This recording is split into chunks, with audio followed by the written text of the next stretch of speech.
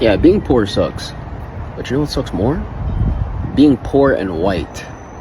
I feel like, because you're going to have the mindset that I shouldn't be poor in this country at all. Like, I should have the money. Where's the money that I'm owed? You know what I mean? I can't function anymore. I don't understand how I make $34 an hour and I can't function. I can't function. I can't pay my bills. I can't even literally keep gas in my car to get to work 3 days a week. I buy a loaf of rye bread and I work really hard to keep that one loaf of rye bread lasting me the whole week, and I eat peanut butter. So I'll eat peanut butter toast whenever I'm hungry. And it's been fine. It's been working just fine. I'm good with that. That's fine. But last week, I guess I was a little extra hungry a couple days, so I had toast in the morning and toast in the evening, which that's not in my budget. So I ran out of bread on like the Thursday or even the Friday, I don't know. Either way, at 47, I had to see if my mother could buy me a loaf of bread so that I could eat for the weekend before my daughter got home. I don't understand why things are so hard right now. I apparently make too much money to receive any financial benefits or help of any kind. Yes, America painted poverty with one face, black. From media headlines to political blame games, the suffering of millions was reduced to stereotypes. But some things changed. The same system that ignored black struggle is now squeezing the very people who thought that they were very safe. Now, stay tuned, because in today's video we unpack why poverty was never a black problem. It was an American one all along. I make fun of poor white people because I was once poor. And I know that the only difference between a poor black person and a poor white person is that a poor white person feels like it's not supposed to be happening to them. When I look out across this country in the year 2023, let me tell you what I see. I see a nation where 63% of workers live paycheck to paycheck. Paycheck to paycheck. And I know something about that because I grew up in a family that lived paycheck to paycheck. What does it mean, living paycheck to paycheck? It means that every day you are living under incredible stress. You're a mom, you're a dad. You are scared to death that if your car breaks down, if your kids get sick, if your landlord raises the rent, if you get divorced or separated, if you become pregnant, if for whatever reason you lose your job, when you are living paycheck to paycheck, you will find that if any of these things happen, you will find yourself in the midst of a financial catastrophe. And we don't talk about that kind of stress and what it means to millions of our people.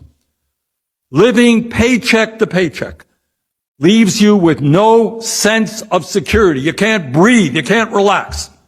No cushion to fall back on, and no quality time to spend with your family in a relaxed environment. And that, in my view, is one of the reasons why the life expectancy of working people in this country is much lower than those who are upper income. Stress kills. And having to work to survive and worry about your day-to-day existence for yourself and your kids, that kind of stress makes people sick and eventually kills them.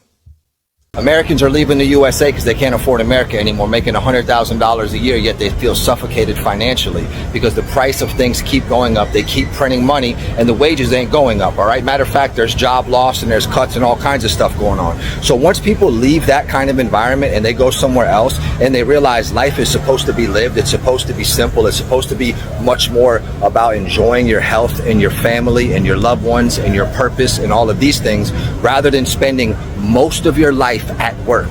What kind of a freaking life is it if you don't do what you love? If you do what you love, Cool, man, knock yourself out. I do what I love. Most people, 80-something%, don't do what they love. They don't like their job, and if they didn't have to work their job, they wouldn't work their job. Poverty in America has always been rationalized.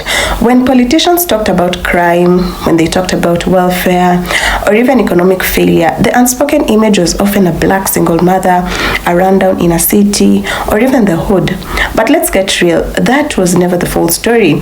So fast forward to today, and white rural communities are facing record levels of joblessness, addiction, homelessness, and even food insecurity. And the so-called American dream is slowly vanishing, not just for black Americans who've never fully had it, but for the white Americans who once believed they did. So what is the cost of healthcare currently? It's definitely crashing, and the cost of rent is really skyrocketing, and wages still stuck in the past. And for the first time, white families in middle America are saying the words black folks have been shouting for decades: the system is broken. So, but here's the truth. The system was never built to serve the working class. It was built to divide us, to make black poverty seem like a moral failing, a white poverty feel like a temporary setback. So that's why media coverage painted welfare as a black issue, even though most welfare receipts have always been white. So that's why when white people suffer economically, it's framed as a crisis. But when black people suffer, it's framed as a consequence. So the lie is falling apart now. The weight of inflation, job automation, housing that is collapsing, and a broken health system is too heavy to ignore. And finally, some are waking up realizing that poverty doesn't discriminate by race. It's the byproduct of a system designed to keep wealth concentrated and the masses to keep struggling. So the question is no longer why are black communities poor? It's now why did we ever think we were unexempt? So maybe now, just maybe, it's time to listen to those who've been living this truth for generations. And this isn't a black problem. This is America reckoning. This is America's reckoning, yeah.